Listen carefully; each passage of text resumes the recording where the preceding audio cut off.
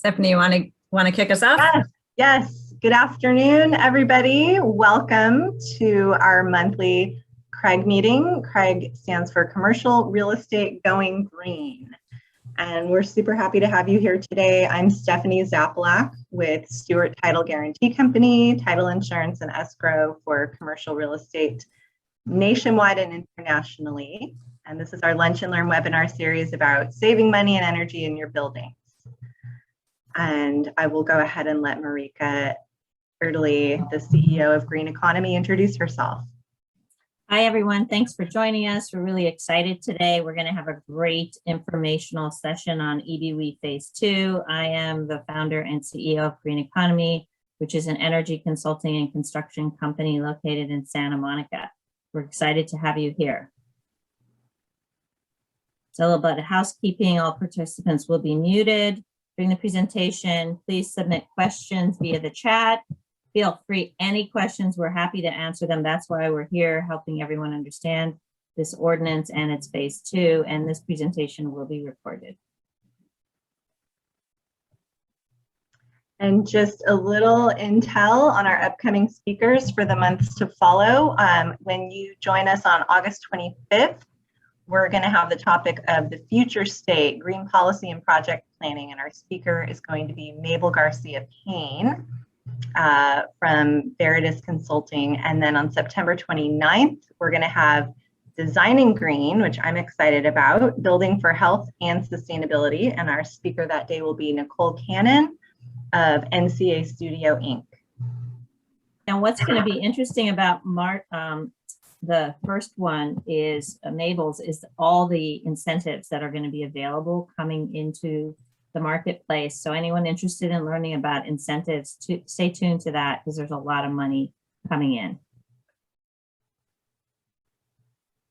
So we're excited today because we have two of the Green EconoME team, two of our benchmarking team, Skylar and Carolyn, talking about Phase 2 of the EBEWE ordinance for the city of LA. Skylar has been very instrumental in working on portfolio accounts. Rexford is one of her clients, and really understanding the law and how buildings owners can use Phase 2 to help understand how their buildings are operating, but also how can you meet Phase 2 at the lowest cost, and how do we do that? And Carolyn also has been doing benchmarking. We actually acquired her company last year, Teamwork, so she has a lot of experience benchmarking as well. So she's going to bring us some of her knowledge as well to this important topic. Thank you, guys.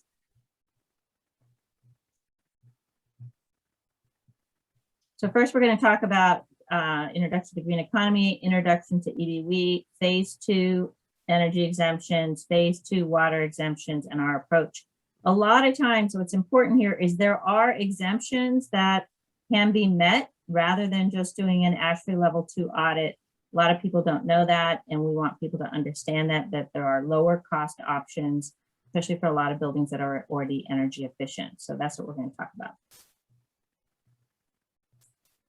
So what's Green EconoME? We are a trusted benchmarking advisor. We've been doing benchmarking since 2009, and we've benchmarked accurately, we're going to say, over 1,600 buildings. We perform energy and water audits to comply with EBEWE and AB 802. We also propose and install energy efficiency retrofits, and because we are contractors and we like to measure and verify that the savings are happening. We also do all kinds of certifications. We're an Energy Star partner. We do Fitwell and LEED as well.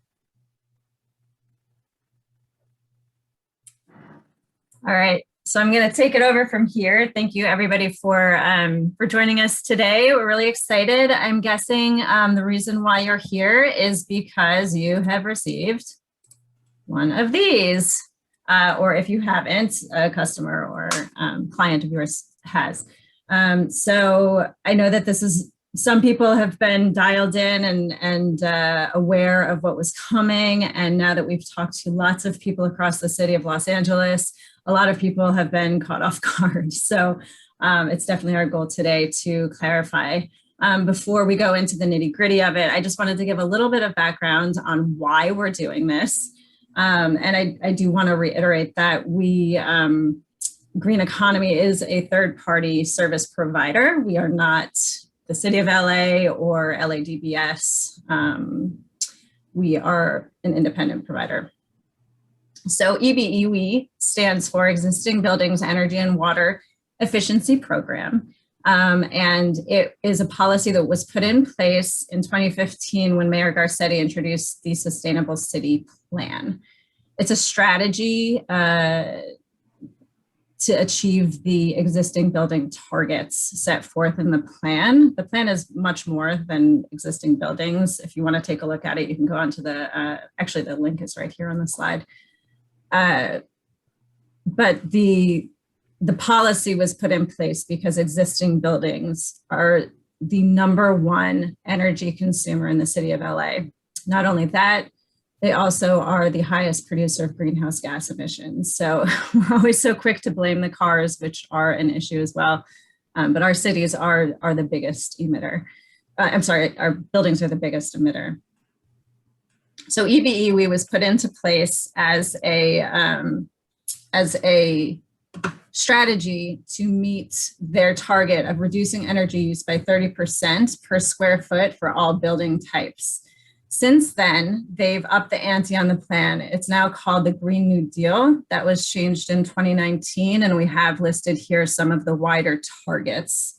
Specific to what we're talking to today, the urgency is to reduce building energy use per square foot for all building types by 22% by 2025. So that's 4 years from now. Additionally, all new buildings will be zero carbon by 2030, and 100% of buildings in the city of Los Angeles should be zero carbon by 2050. So there's a lot of work to do. I know we have some existing clients on the line. So you, I know, are very familiar with the phase 1 benchmarking. If you have not been benchmarking, you should give Skylar a call or myself. The benchmarking phase 1 compliance has been in effect since 2017. Buildings 20,000 square feet and above are required annually by June 1st to submit their benchmarking reports. Skylar is going to go into this in more detail, but it's important to understand what benchmarking is and to understand that the reason why this is required annually is because for every 5 years, phase 2 compliance is required, which is very much dependent on the results of your benchmarking and the performance of your building. Phase 2 of this compliance that we're focused on today is the performance aspect of the compliance. So the city, in order to reach its targets, needs to know how your building is performing. This is due every 5 years. Skylar will go into how you figure out when your compliance is due. There's 2 components of it. So there is the energy reporting side, which, again, Skylar will go into. There are either audits or exemptions that you can qualify for, and then there's the water side of the compliance. Additionally, the reports need to be certified by a California licensed either engineer or architect. And when you submit the report to the city, their credentials need to be provided. So with that, I will hand it off to Skylar. All right. Hey, everybody. I'm Skylar. I work for Green EconoME. I do business development, but I started and still do a lot of benchmarking. So for the past 2 years, I've benchmarked hundreds of buildings. And so I'm here today to talk to you about EBEWE's 2 phases. So as many of you know, as Carolyn mentioned, EBEWE phase 1 requires that buildings 20,000 square feet or above report their energy usage annually by June 1st. So every June 1st, that benchmarking report must be submitted. It has to include energy and water, which is different from the state of California's AB 802 law that just focuses on energy. So for EBEWE, you'll have to report energy and water use. And as we will say, and we will continue to say a lot throughout this webinar, your phase 1 benchmarking greatly determines your path to phase 2 compliance. So it's so important. If you don't have that done accurately, you could be wasting money by complying with phase 2 in a more expensive and unnecessary way. So before we get into the benchmarking, there's a couple of things that you should know. You should receive a notice to comply. So not only with phase 1, but you should also receive a notice to comply for phase 2. If you've not received a notice and you believe you should have, you can do a few things. You can reach out to LADBS and ask what happened, or you can go to the LADBS bio map, which Carolyn has put the links in the chat. Hopefully you can see them. If not, just let us know and we can add them again later. But this BIOS map, you can go to, put your address in or your APN, because sometimes the address doesn't show up. So another way is to use your APN.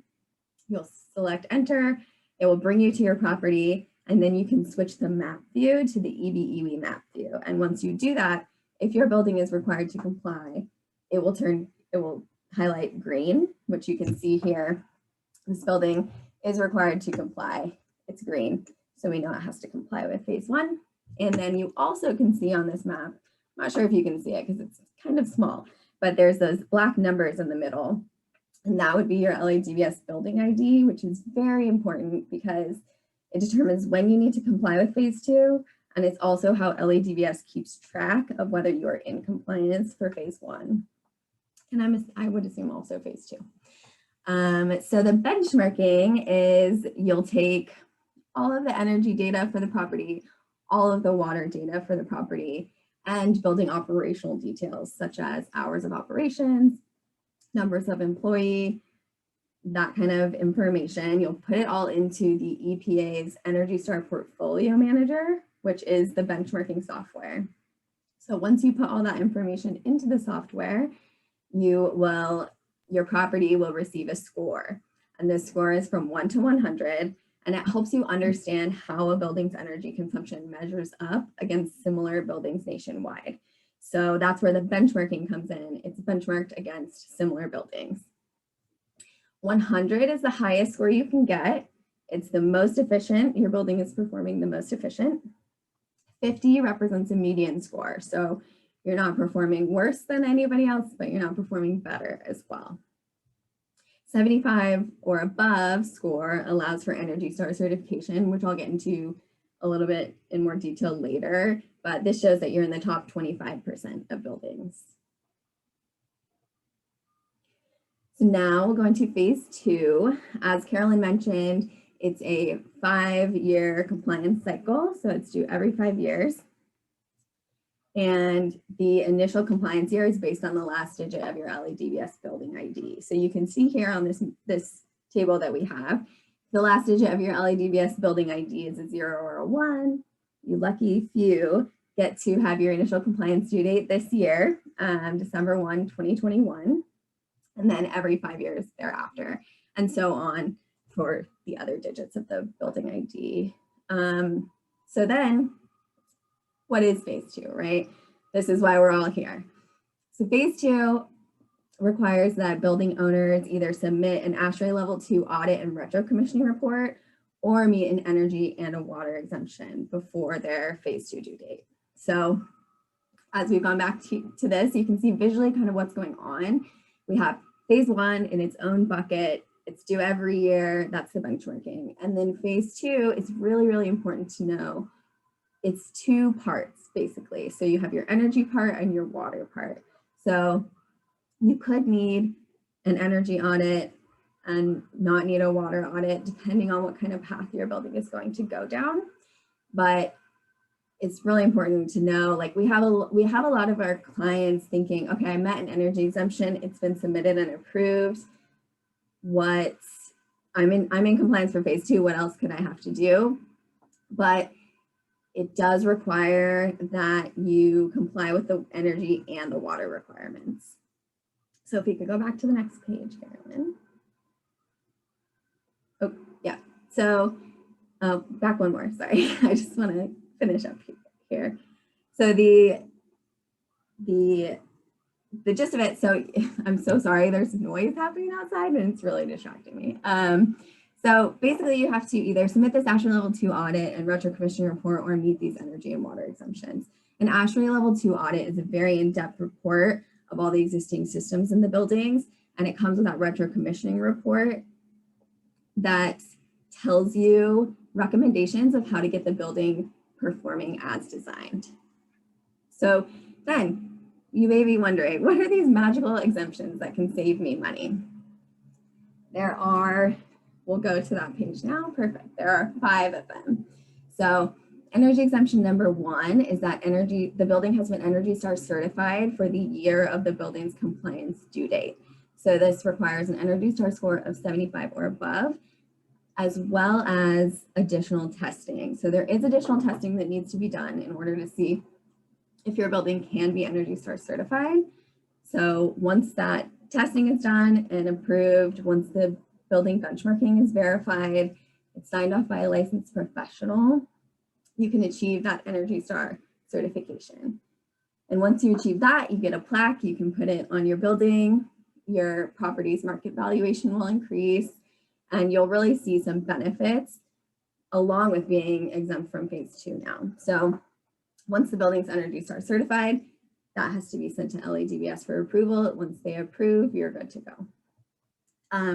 I think it's important to note that Energy Star certification is the only exemption, and number 2 as well, but that comes with a lot of benefits. There are some other exemptions that are just a piece of paper signed off and sent to LADBS, but Energy Star certification has those benefits of you receive a plaque and your property's market valuation increases.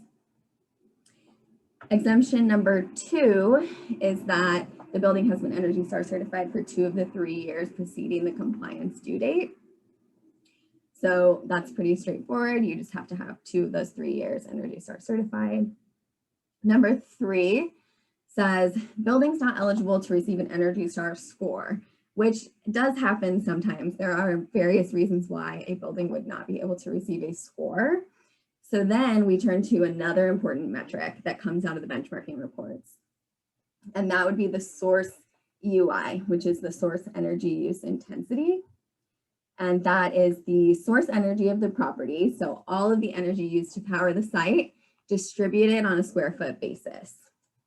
So that source EUI, very important metric. And it's used for this exemption and exemption number 4. But it's that buildings not eligible to receive an Energy Star score must perform 25% better than the national median source EUI of similar building types. So just as there's a national median score, there's a national median source EUI. And if you're performing 25% better than that and you do not receive a score, you can qualify for energy exemption number 3. Energy exemption number 4 is that the building has reduced its source energy use intensity by 15% during the 5 years preceding the compliance due date. So that would be, instead of benchmarking that source EUI against other buildings now, you're benchmarking it against your past performance. So if your building has reduced that source EUI by 15%, you can qualify for exemption number 4. Exemption number 5 is a little bit more detailed. It's that a building with no central cooling system has permitted and completed 4 of 6 prescribed measures within the 5-year compliance cycle in accordance with Title 24. So if you're curious what those 6 measures are, if you're curious if you have the correct documentation that shows that you've met and installed those measures, just let me know. You can reach out to me after this, or you can enter your questions in the chat and we can go through those measures. And if you've not met any of these energy exemptions, you'll have to have that ASHRAE Level 2 energy audit. So we'll move on to the water exemptions. There are 4 of these available. Water exemption number 1 is that the building has reduced its water use intensity by at least 20% when compared to the 5 years prior to the building's compliance due date. So much like energy exemption number 4, this one is water use intensity. So all the water of the property distributed on a square foot basis and reducing that by at least 20% when compared to your past performance. Number 2 is much like energy exemption number 5, where it's no central cooling system, the building has no central cooling system or a system that does not use water as part of the cooling process, and has installed 2 of 3 prescribed measures within the 5-year compliance cycle in accordance with Title 24. So again, if you're curious about those 3 measures and if you have the proper documentation, just reach out to me after the webinar. My email will be available, and I think my phone number as well, so you can give me a call if that's easier. Number 3 is that the building's water use conforms to the LA Municipal and Title 24 code in effect at any time during the 5-year compliance cycle. Number 4 is that the building is new and has been occupied for less than 5 years from its occupancy date based on the temporary or final certificate of occupancy. So this is important because you can't just have a building that's been vacant for 5 years. It has to have been not issued that certificate of occupancy until those 5 years. So when that certificate of occupancy was issued is very important for this exemption. And then if you do not meet any of these water exemptions, you'll have to have the ASHRAE level 2 water audit. So I think also it's important for me to mention here, and we'll keep driving this home, is that a licensed professional does need to sign off on these exemptions. So just because you qualify for one of these exemptions, an energy one or a water one, does not mean that you are exempt from phase 2.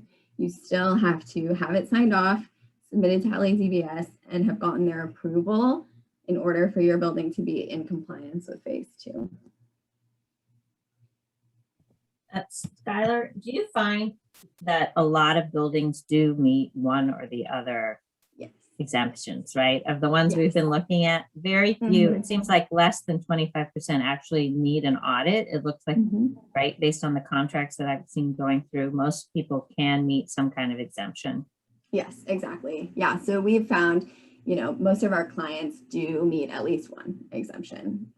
And so that's why it's really important to know about these exemptions, because a lot of people we get coming to us, since it's the first year, we get a lot of people calling in and asking for a quote on an audit and retro commissioning report. And when we mention the exemptions, they haven't heard of them. So it's really important that you know about these so that you can save money, so that you're not wasting it on this large audit report that may not be necessary for your building. So I'll walk you through kind of how we handle it with our existing clients.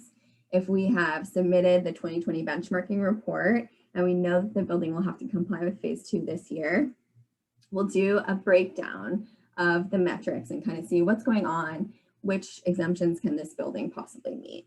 So we'll go through energy exemption number 1. This building has an Energy Star score of 73. So it's on the cusp, but it is not quite there. So it can't qualify for energy exemption number 1 or 2. Number 3 is that the building does not receive a score, and this one does have a score. So number 3 is out. Number 4, though, we'll see the second row here is that source EUI that I mentioned. So we'll see that it goes from 27.8 to 21.6 in 2020 for a total reduction of 22.3%. So because of that, this building has met exemption number 4. We would follow up with the appropriate proposal. And then once that was signed, get it signed off by a licensed professional and submitted to LADBS for approval. Once DBS has approved, the energy is out of the way. But like, what have I been saying? You still have to go for your water requirement. So we'll go down to the last row here where you can see the water use intensity. And water exemption number 1 requires that you reduce your water use intensity by at least 20%. So we see here it goes from a 2.37 to a 0.77 for a total reduction of 67.5%. So this building has drastically reduced its water usage, and it qualifies for water exemption number 1. So again, we'd follow up with the appropriate proposals. Once those are signed, we get it signed by a licensed professional and submitted to LADBS for approval. And then once the water exemption and the energy exemption have been approved, this building is in compliance for phase 2. So since as we just spoke about, Rika, our clients are meeting at least one exemption from what we've seen, most of them. So we found that meeting just one exemption can save people up to 25%, and meeting both a water and energy exemption can save clients up to 65% compared to having a full ASHRAE level 2 audit. So you'll see that these savings are significant, and this is why we really try to drive home the benchmarking needs to be completed correctly, because if it's not, you can be having this ASHRAE level 2 audit that you don't necessarily need. So we've developed our own approach to phase 2 that starts and it begins and ends with us. So we call these our phase 2 evaluation services. We charge $100 up front. And what we do is we'll verify that the benchmarking was done correctly. So we'll make sure all of the building details are accurate, all the energy that's being downloaded is accurate, and just really make sure everything looks good. And then once we do that, we'll do the approach much like I just showed you, go through all the exemptions and see what this building meets. So we'll evaluate the best and most cost-effective phase 2 compliance path. After that, we provide the appropriate proposals, including a $100 discount to offset the upfront fee on one of the proposals. So we include that discount. We just want to make sure that you guys are getting your benchmarking verified and making sure that everything is accurate before we move forward. Once the appropriate proposals are signed, we will complete the audits and or the exemptions, because we can do that work. As Marika mentioned, we are contractors. So we'll do that work. We'll submit it to LADBS for you, whether it's a water audit and an energy exemption, whether it's a full audit, whether it's an energy audit and a water exemption, whatever path you're on, we'll submit it for you. And then once everything's been approved by LADBS, your building is in phase 2 compliance.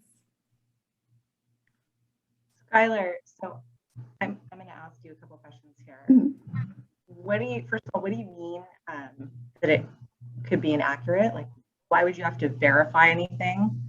And then is it correct to say that you guys are threefold processing and that you do all 3 components? You verify, you provide the proposals, and then you can complete the work as a contractor? And lastly, where does that $100 go? Yeah, Marika, did you want to take this one? Oh, you're on mute. Yeah. There you go. So one of the problems is, Stephanie, is that there are other service providers who actually don't prepare the reports accurately. So there's two basic parts of the reporting. It's the energy usage data, right, for electricity, gas, and water usage, and that has to be accurate. It needs to be coming in from the utilities, downloading directly into the software. We have seen a lot of that data is estimated and it's not actual data. And then the other part of it is that there's information about the physical and operational characteristics of the building. And there is an opportunity in the software to just default that data rather than actually getting the information from the owner or the tenant. And we've seen that, in fact, is defaulted. So it doesn't even tie to what's actually going on in your building or its use. And so if those two things are estimated, then you can basically assume the score is estimated as well. And then you're going to now rely on that estimated score to meet compliance for phase 2.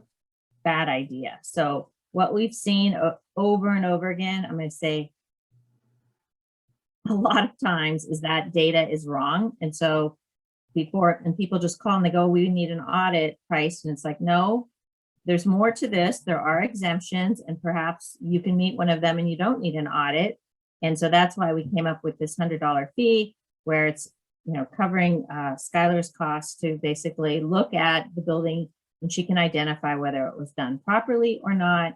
And then assuming that the client would like to move forward with us on one of the exemptions or the audit, then we would just deduct that $100. Otherwise, it's just a fee to let you know that maybe your building wasn't benchmarked right. So, you know, our objective is to do it accurately. We're all about accuracy here and integrity. Got it.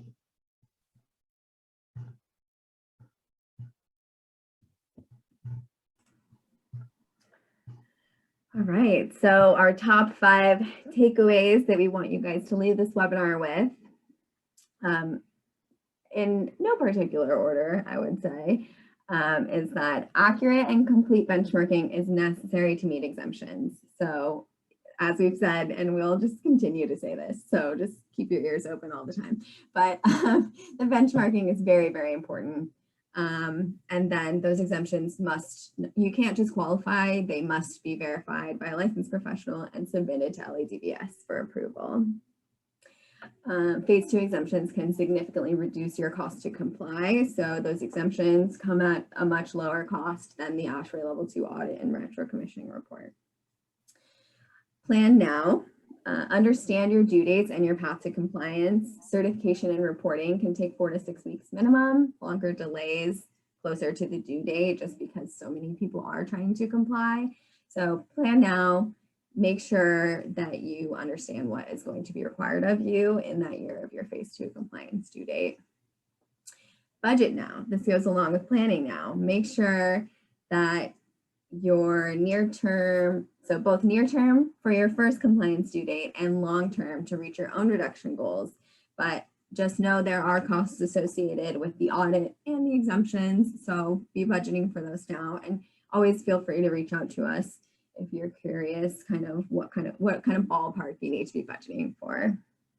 And then complying is more than following the law. So I actually totally forgot to touch on this, but there's also a website that you can go to. It's the EBEWE compliance status list, and you can check if your building is in compliance. So not only can you check that because it's a public disclosure law, other people can as well. So if you're trying to buy a property, you can go on this website, see if that property is in compliance, because once you buy that property, you are required to get it up to compliance. You're responsible for it.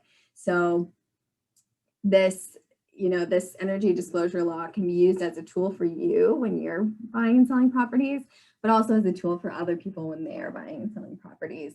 So complying is more than just following the law. It can affect future transactions and ultimately reduce wasted money. So these are some FAQs. Some of these were submitted in the registration. Some of them we just hear quite often. So will there be any change to the deadlines for 2021 since COVID affected the start of this requirement? The answer as of now is no. They do not plan on extending the deadline or getting rid of the deadline. So this will still be required as of now by December 1st of 2021 if your building ends in a 0 or a 1. Hey, Skylar, can you touch on just the benchmarking the benchmarking deadline suspension? Yeah. So the 2019 and 2020 benchmarking deadline, that June 1st deadline, has been suspended. So both the 2019 and the 2020 benchmarking deadline have been suspended. But the reports are still required to be done, and you can't really comply with phase 2 without doing that 2020 and 2019 benchmarking. So there will be a new due date reinstated at some point. And so it's better to just get it done now so that if you do need to comply with phase 2 this year, you are fully prepared. So Skylar, do we know if they'll go back and ding people if they didn't submit for all the years? When you say like it's required, yeah, but the deadline was suspended, I mean, it's like we still are supposed to, they still need to have all of these reports on file per year. Yes, there are fines for non-compliance, and they have yet to enforce these fines, but they reserve the right to do so at any time. And it is my understanding that they would fine for all the years out of compliance, and then just paying that non-compliance fee. There's interest, but also just paying the non-compliance fee does not constitute compliance. So the city, can take legal action against you, and it will show that you're not in compliance with this law. Okay, thank you. Yeah, thanks, Carolyn. So the second question is, how do I request a time extension in order to comply with the audit and retro commissioning requirements? There is a document that LADBS has put out, which I will link in the chat. I think I could just do it right now.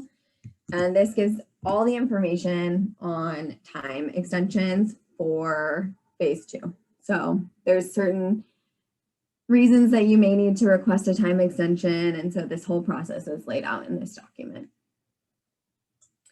And then what does the retro commissioning portion require?